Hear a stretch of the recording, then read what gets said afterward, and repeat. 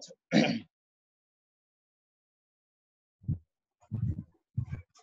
আচ্ছা তাহলে এই হচ্ছে ক্লিনিক্যাল ফিচার্স এন্ড ইনভেস্টিগেশনস আমি তোমাদেরকে বললাম, ঠিক আছে। আচ্ছা, এখন ট্রিটমেন্ট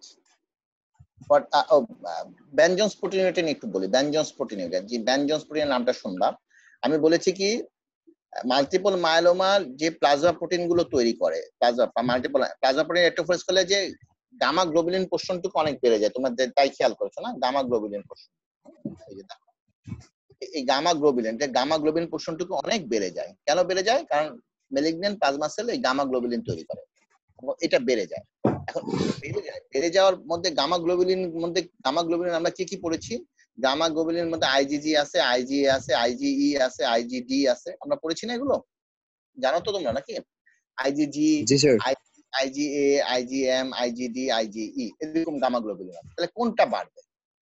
দেখা যাচ্ছে যে মাল্টিপল মায়োলোমা ম্যাক্সিমাম ক্ষেত্রে আইজিজি লেভেল বাড়ে, সেকেন্ড হচ্ছে আইজিএ লেভেলটা বাড়ে, আইজিই, আইজিএম এগুলো কম বাড়ে। হ্যাঁ, তাহলে ম্যাক্সিমাম মনোক্লোনাল যে প্যাটার্নটা হয় সেটা ম্যাক্সিমাম তৈরি করে আইজিজি, তারপরে হচ্ছে আইজিএ, আইজিই, আইজিএম এগুলো হলো লেস পার্সেন্টেজ।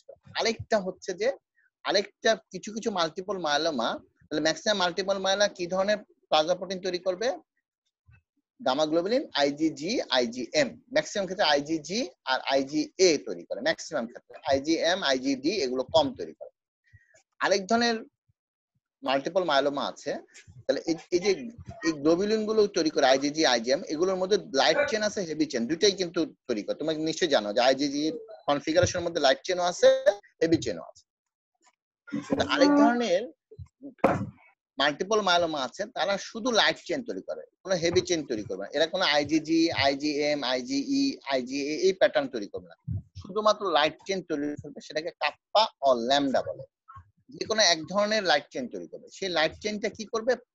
ইউরিন দিয়ে বেশি বেশি পাস করবে, সেটা প্লাজমাতে কম থাকে, সেটা ইউরিন দিয়ে বেশি বেশি পাস করে।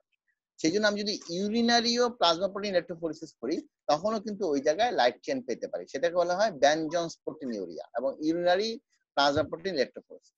ঠিক আছে, সেখানে কিন্তু বেনজন্স প্রোটিন পাওয়া যায়, সেটাকে বেনজন্স প্রোটিনিউরিয়া বলে। ঠিক আছে, মনে থাকবে।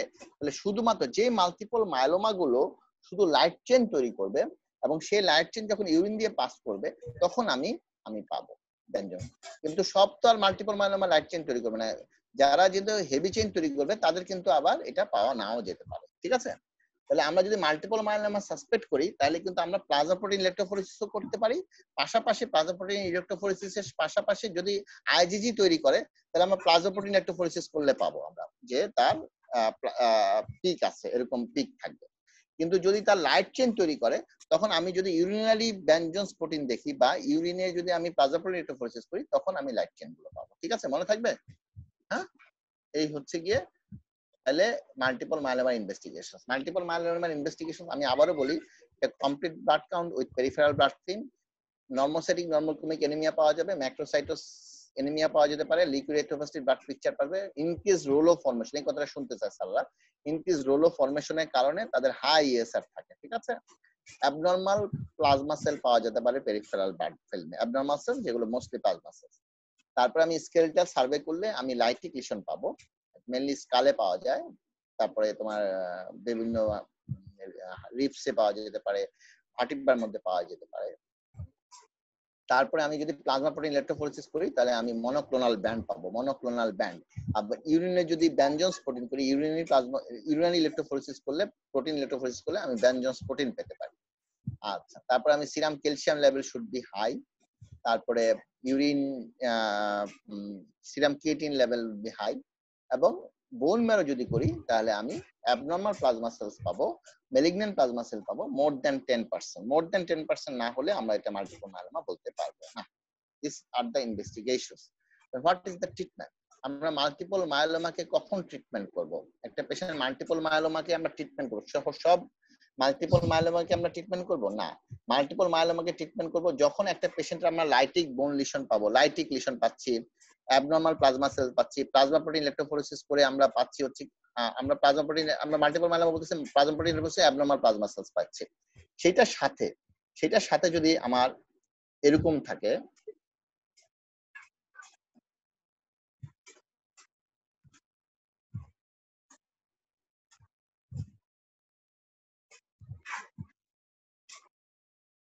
দেখো যদি কোনো পেশেন্টের লাইটিং কোনো পেশেন্টের যদি আমার প্লাজমা ইলেকট্রোফোরেসিসে মাল্টিপল মায়োলোমা আছে, অ্যাবনরমাল প্লাজমা আছে, তার সাথে যদি এই জিনিসগুলো থাকে তখন আমরা মাল্টিপল মায়োলোমাকে ট্রিট করব।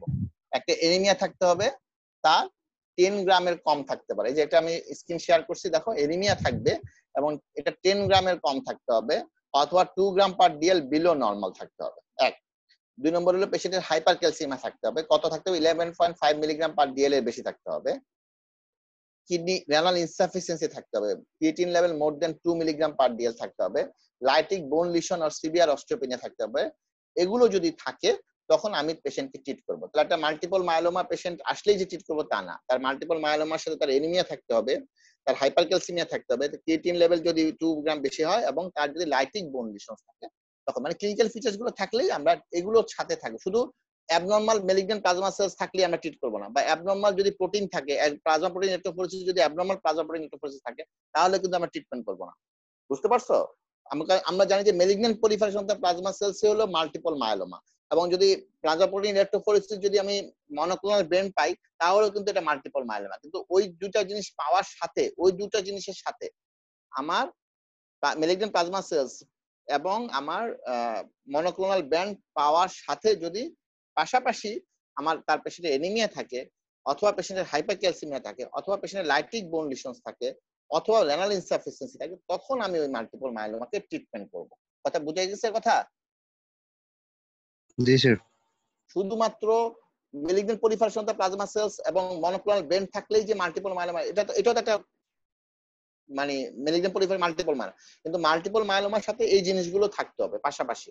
মেলিগন্যান্ট পলিফারেশন থাকলেই হবে না, অ্যাবনরমাল প্রোটিন থাকলেই হবে না, মনোক্লোনাল ব্যান্ড থাকলে হবে না। মনোক্লোনাল ব্যান্ডের সাথে patient should be anaemic, 10 gram per DL এর কম থাকতে হবে, পেশেন্টের calcium level 11.5 milligram per DL এর বেশি থাকতে হবে, পেশেন্টের লাইটিক বোন লিশন থাকতে হবে, পেশেন্টের 2 মিলিগ্রাম পার ডিএল এর উপরে ক্রিয়েটিন লেভেল থাকতে হবে। তখন আমি পেশেন্টকে ট্রিটমেন্ট করব, মাল্টিপল মায়োলোমা ট্রিটমেন্ট করব। আচ্ছা, এখন ট্রিটমেন্ট করব, ট্রিটমেন্ট করার আগে ট্রিটমেন্ট করব, আমি এখন প্ল্যান করছি ট্রিটমেন্ট করব। এখন ট্রিটমেন্ট করে কি ট্রিটমেন্ট করব, কিভাবে ট্রিটমেন্ট করব? জিনিসগুলো যে কোনো একটাই থাকতে হবে নাকি সবগুলোই থাকা লাগবে স্যার? না না, যে কোনো একটা থাকলেই হবে, যে কোনো একটা থাকলেই হবে, যে কোনো একটাই, যে কোনো একটা থাকলেই হবে।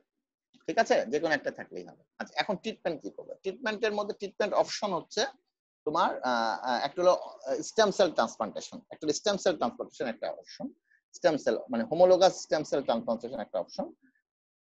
সেকেন্ড অপশন হচ্ছে কিছু কেমোথেরাপিক এজেন্ট, কিছু কেমোথেরাপিক এজেন্ট। তাহলে অপশন হলো দুটো, একটা হলো যে হোমোলোগাস স্টেম সেল ট্রান্সপ্লান্টেশন, আর একটা হচ্ছে কেমোথেরাপিক এজেন্ট। ঠিক আছে। এখন আমি কিভাবে কাকে কোনটা দিব এগুলো তোমাদের জানার কোনো দরকার নেই, কারণ এগুলো তোমরা তো হেমাটোলজিস্ট হচ্ছে না, তোমরা এমবিবিএস পাস করার জন্য এটা করছো, অর্থাৎ তোমাদের এর তো কিছু জানার দরকার নাই। ঠিক আছে, তোমরা জাস্ট মুদ্রা কথাটা জানো যে কি কি মডালিটিস অফ ট্রিটমেন্ট আছে। একটা হোমোলোগাস স্টেম সেল ট্রান্সপ্লান্টেশন আছে, আর হচ্ছে কিছু কেমোথেরাপিক এজেন্ট আছে। ঠিক আছে, এখন এই কেমোথেরাপিক এজেন্টের কিছু ওষুধ আছে, যেমন কি কি ওষুধ আছে? আগে ওয়াইডলি ইউজ হতো ম্যালফেলান, একটা ওষুধ আছে ম্যালফেলান, প্রেডনিসোলন, ডেক্সামিথাসোন, তারপরে বোটিজুমেব, ঠিক আছে, একটা ওষুধ বোটিজুমেব, তারপর আরেকটা ওষুধ সাইক্লোফসফামাইড, এই ওষুধগুলো ইউজ হয়। ঠিক আছে, আরেকটা আছে যে থেলিওডামাইড আছে, থেলিওডামাইডের পরে আরেকটা জেনারেশন আছে লিনালিডোমাইড, এই ওষুধগুলো ইউজ হয়। তোমার যা দুইটা ওষুধের নাম শিখে রাখো, একটা হচ্ছে মনোক্লোনাল অ্যান্টিবডি হচ্ছে বোটিজুমেব, মনোক্লোনাল অ্যান্টিবডি, একটা হলো বোটিজুমেব। আচ্ছা, থেলিওডামাইড আছে, আর এটা লিনালিনোমাইড, এটা সেকেন্ড জেনারেশন অফ থেলিওডামাইড, লিনালিনোমাইড, থেলিওডামাইড অনেক জায়গায় ইউজ করা হয়, আর এটা লিনালিডোমাইড। ঠিক আছে, আর এটা আছে ডেক্সামিথাসোন, পেনিসিলিন, ম্যালফেলান, এই ওষুধগুলো ইউজ করা হয়। ঠিক আছে, এগুলোর বিভিন্ন রেজিম আছে, মনে করো যে বোটেজুমেব, ডেক্সামিথাসোন, সাইক্লোফসফামাইড নিয়ে একটা রেজিম, তারপর আবার আছে ম্যালফেলান, ডেক্সামিথাসোন, পেনিসিলিন নিয়ে একটা রেজিম, আরেকটা আছে যে থেলিওডামাইড, ম্যালফেলাইন, এগুলো 2-3টা ওষুধ নিয়ে এক একটাকে কম্বিনেশন করে এক একটা রেজিম তৈরি করা হয়। আমি জাস্ট ওষুধের নামগুলো বলেছি, এগুলো 2-3টা মিলে এক একটা রেজিম তৈরি করে।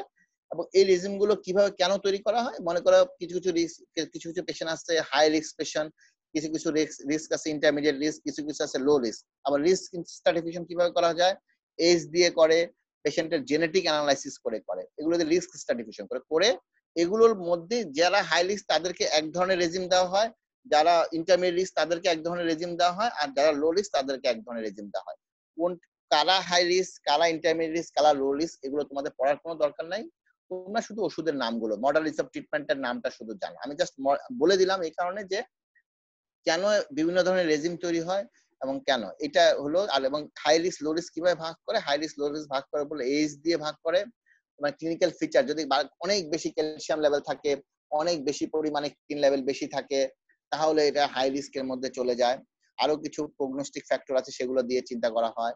তারপর তোমার জেনেটিক অ্যানালাইসিস করে চিন্তা করা হয়। তাহলে high risk low risk intermediate ভাগ করে তারপরে তোমার এই রেজিম তৈরি করা হয়। কোন কোন ওষুধগুলো তৈরি করা হয়? একটা হলো মনোক্লোনাল অ্যান্টিবডি বোটেজুমেব, থেলিডোমাইড গ্রুপের আছে থেলিডোমাইড, লিনালিনোমাইড, তারপর হচ্ছে ডেক্সামিথাসন, প্রেডনিসোলোন, ম্যালফালান। এই ওষুধগুলোকেই বিভিন্ন কম্বিনেশন ফর্ম করে বিভিন্ন রেজিম তৈরি করে high risk low risk intermediate রিস্কে দেওয়া। ঠিক আছে? these are all about the multiple myeloma। ঠিক আছে? এই আর এমনি তোমার যদি ইনফেকশন থাকে ইনফেকশন ট্রিট করবা, এনিমিয়া থাকলে এনিমিয়া ট্রিটমেন্ট লাগবে, হাইপার ক্যালসিমিয়া থাকলে হাইপার ক্যালসিমিয়ার কিছু ট্রিটমেন্ট আছে, যেমন ফ্লুইড ইলেকট্রোলাইট ব্যালেন্স, ফ্লুইড দিতে হয়, প্রচুর পরিমাণে ফ্লুইড দিতে হয়। রেনাল ফেলিউর থাকলে অনেক সময় ডায়ালাইসিস পর্যন্ত লাগতে পারে। এগুলো জেনারেল ম্যানেজমেন্ট কিছু আছে, যেমন এনিমিয়া থাকলে এনিমিয়া কারেকশন করবা, ইনফেকশন থাকলে ইনফেকশন কারেকশন করবা, ট্রিটমেন্ট দিবা, প্রপার অ্যান্টিবায়োটিক দিবা। পেশেন্টে যদি হাইপার ক্যালসিমিয়া থাকে তাহলে ফ্লুইড দিতে হয়। হ্যাঁ, এই আর হচ্ছে গিয়ে আর স্পেসিফিক ট্রিটমেন্টের মধ্যে বললাম যে হোমোলোগাস স্টেম সেল ট্রান্সপ্লান্টেশন, আর তারপরে হচ্ছে তোমার chemotherapy agent, monoclonal antibody, melphalan, prednisolone, dexamethasone, thalidomide, lenalidomide, এগুলো বিভিন্ন রেজিম তৈরি করে high risk low risk intermediate risk ভাগ করে দাও। ঠিক আছে? This is all about multiple myeloma. এখন তোমাদের যদি কোনো কোশ্চেন থাকে সেটা করতে পারো।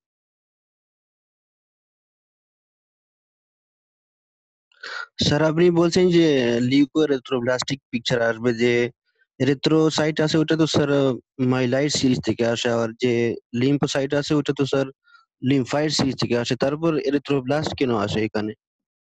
এখানে যেটা আমি বলতে চাচ্ছি যে তুমি কথাটা বোঝার চেষ্টা করো। প্লাজমা সেলস তো বি লিম্ফোসাইট থেকে তৈরি হয়, অ্যাবনর্মাল প্লাজমা সেল আসে। যখন এটা বেশি পরিমাণে বোন ম্যারো ইনভেশন করে ফেলে তখন সেটা কিছু কিছু অ্যাবনর্মাল সেলসও চলে আসে, ইরেথ্রোব্লাস্টও চলে আসে ইরেথ্রোসাইট থেকে, এবং লিউকোব্লাস্ট ডব্লিউবিসি সিরিজ থেকে। এটা বোন ম্যারোটা মনলি রিপ্লেসড হয়ে যায় কি দিয়ে? প্লাজমা সেল দিয়ে। তখন ওই সেলগুলো কই যাবে? ওই সেলগুলো তখন উপচে ব্লাডে চলে আসে। Okay sir.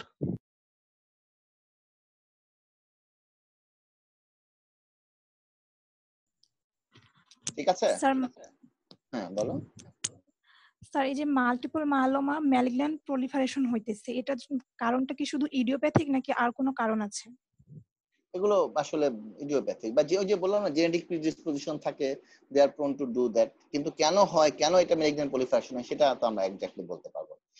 এটা এটা জানি, যেমন লিউকেমিয়ার ক্ষেত্রে যেমন রেডিয়েশনের একটা রোল আছে, তারপরে কেমোথেরাপিক এজেন্টের একটা রোল আছে। এইটার ক্ষেত্রে এরকম কোনো রোল আমার জানা নেই। এটা কোনো ইডিওপ্যাথিক ভাবে আসে। কিছু কিছু ক্ষেত্রে ফ্যামিলিয়ালও আছে মাল্টিপল মাইলোমা, কিছু কিছু ফ্যামিলিতে এটা রান করে। হ্যাঁ, এখন ওরকম কিছু জেনেটিক কিছু ফ্যাক্টর থাকতে পারে। আর কিছু? আমি বারবারই বলি, any patient came to you, elderly patient, যদি হাই এসআর থাকে, এনিমিয়া থাকে, রেনাল ফেলিউর থাকে, লো ব্যাক পেইন থাকে, তাহলে তোমরা কিন্তু ওয়ার্ডে প্রচুর রোগী পাবা এরকম লো ব্যাক পেইন। মনে করে অনেক সময় আমাদের খুব ইজিলি মিসড হয়ে যায়, যেমন আমাদের বয়স্ক প্রত্যেকটা মানুষের, বয়স্ক মহিলাদের বা বয়স্ক পুরুষের কিন্তু লো ব্যাক পেইন থাকে ডিউ টু ডিজেনারেটিভ চেঞ্জের জন্য। আমার কথা বুঝতে পারছো? হ্যালো? ডিজেনারেটিভ চেঞ্জ, মনে করো লো back pain, lumber spondylosis, maximum বাংলাদেশের ম্যাক্সিমাম পুরুষ মহিলাদের লো ব্যাক পেইন থাকে, যে কোমরে ব্যথা থাকে। তো কোমরে ব্যথা যদি আসে আমরা এটাকে সবসময় মেকানিক্যাল মনে করি যে লো ব্যাক পেন আসছে, কিন্তু ওই পেশেন্টটা তুমি যদি কখনো লো ব্যাক পেন নিয়ে আসে, তুমি যদি তার হাই এসআর পাওয়া, পেশেন্টের এনিমিয়া থাকে, পেশেন্টের কিডনিতে যদি একটু বেশি থাকে, তুমি যদি মনে করো যে না এটা মানে mechanical low back pain, degenerative change, বয়সের কারণে এরকম লো ব্যাক পেন হচ্ছে, তাহলে কিন্তু তুমি মিস করবা কিন্তু মাল্টিপল মাইলোমা। কথা বুঝতে পারছো? আমি এরকম অনেক রোগী দেখেছি গ্রামে, আমরা দেখেছি যে আমাদের কাছে আসছে গ্রাম থেকে অনেক মাসকে মাসে ওই লো ব্যাক পেনের মানে মেকানিক্যাল লো ব্যাক পেন, যেটাকে আমরা লাম্বার স্পন্ডোলাইসিস বলি, সেটা ট্রিটমেন্ট পাচ্ছে, কিন্তু পরে দেখা যাচ্ছে যে ইভেন্চুয়ালি পেশেন্ট আজ diagnose as a case of multiple myeloma. ঠিক আছে? অতএব এটা খুবই important. Any elderly patient came to with the complaints of low back pain, with high ESR, with anaemia, with creatine level যদি বেশি পাও তাহলে তুমি মনে মনে চিন্তা করবা maybe this is a case of multiple myeloma হতে পারে, you should investigate according. Sir এই যে মাল্টিপল মায়োলোমা এই যে হাইপার ভিসকোসিটিটা কেন হয় স্যার? প্রোটিন লেভেলটা বেড়ে যাওয়ার কারণে? হাইপার ভিসকোসিটি প্রোটিন লেভেলে বেশি অনেক বেশি প্রোটিন হয়, that's a good question. Hyperviscosity হবে প্রোটিন লেভেল বেশি যাওয়ার কারণে, এবং hypercalcaemia, both are culprit for viscosity. Sir তাহলে এর জন্য এই যে প্লাজমা ফেরিসিস একটা পড়ছিলাম স্যার, এটা প্লাজমা আসলে ফেরেসিস এখানে কি এখানে করে স্যার? শান্ত করা যায় না, হাইড্রেশন মেইনটেইন করলে হয়। হাইড্রেশন, গুড হাইড্রেশন মেইনটেইন করতে হয়।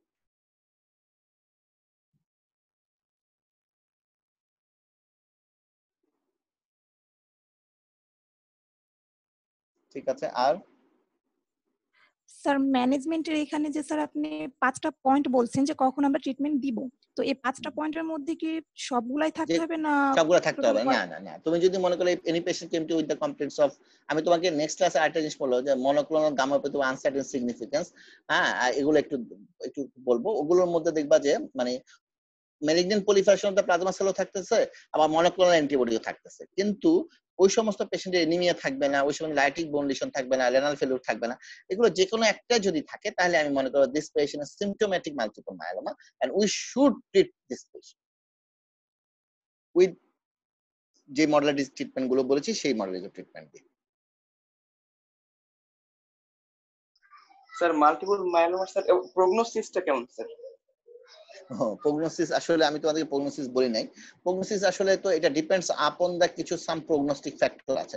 আমি জেনেটিক কিছু হাই রিস্ক পেশেন্ট আছে, পেশেন্টের ক্যালসিয়াম লেভেল, লাইটিক লিশনস, পেশেন্টের কিছু বিটা টু মাইক্রোগ্লোবিলিন, কিছু এইজ অফ প্রেজেন্টেশনস, এগুলো অনেকগুলো আছে। তারপরে লেভেল অফ দা তোমার প্লাজমা প্রোটিনের লেভেল, এগুলোর উপর ডিগ্রি করে কিছু প্রগনোস্টিক ফ্যাক্টর আছে যে এই যদি এইগুলো যদি থাকে তাহলে এরকম এত এত বছর সার্ভাইভাবিলিটি, এরকম যদি থাকে তাহলে এত বছর সার্ভাইভাবিলিটি।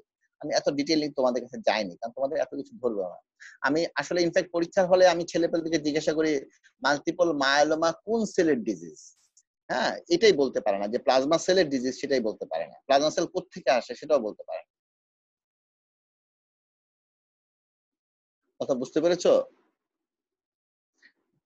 অতএব জি তোমাদের এত স্যার। ডিটেলসে যাওয়া যাবে না, তোমরা জাস্ট মাল্টিপল মায়োলোমা ডিজিজটা কি, কোত্থেকে আসে, কোন সেল থেকে আসে, ক্লিনিক্যাল প্রেজেন্টেশন সাধারণত কি কি ফ্যাক্টর, আমি কি কি জিনিসকে বেশি গুরুত্ব দিয়েছি সেগুলো, ইনভেস্টিগেশনস এর মধ্যে কমপ্লিট ব্লাড কাউন্ট, লাইটিক বোন লিশনস, প্লাজমা প্রোটিন ইলেক্ট্রোফোরেসিস করলে কি পাওয়া যায়, ইউরিনারি ব্যানজন্স প্রোটিন কি পাওয়া যায়, তারপর বোন ম্যারো করলে কি পাওয়া যায়, হাইপারক্যালসিমিয়া থাকে, রেনাল ফেলিউর থাকে, এই জিনিসগুলো দুই চারটা কথা আর দুইটা ওষুধের নাম একটু বলতে পারলেই মোর দেন এনাফ, মোর দেন এনাফ। ঠিক আছে?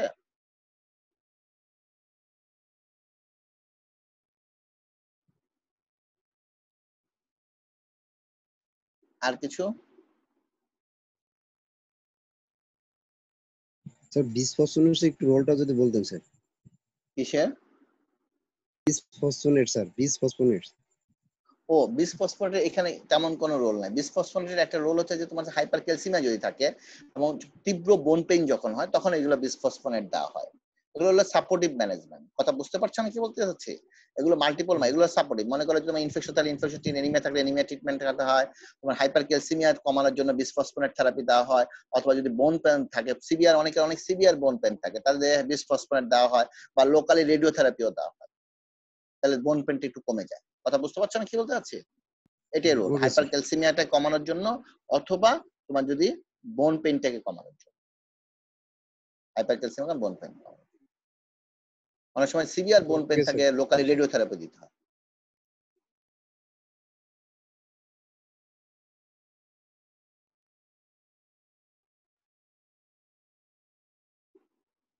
আর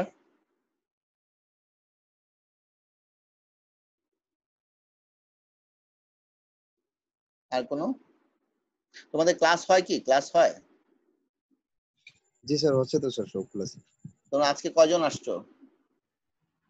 কয়জন আসছো আজকে? 54 57 দেখলাম আমি, মানে 54 মানে 50 কয়জন জয়েন করছো? স্যার 60 জন মতো জয়েন করছে স্যার। হ্যাঁ, তো তোমরা বাকি আমাদের স্টুডেন্ট কয়জন তোমরা? স্যার 111 জন এখন। হ্যাঁ স্যার 111 জন। 111 জন, তো অর্ধেকই তো জয়েন করো নাই কেন?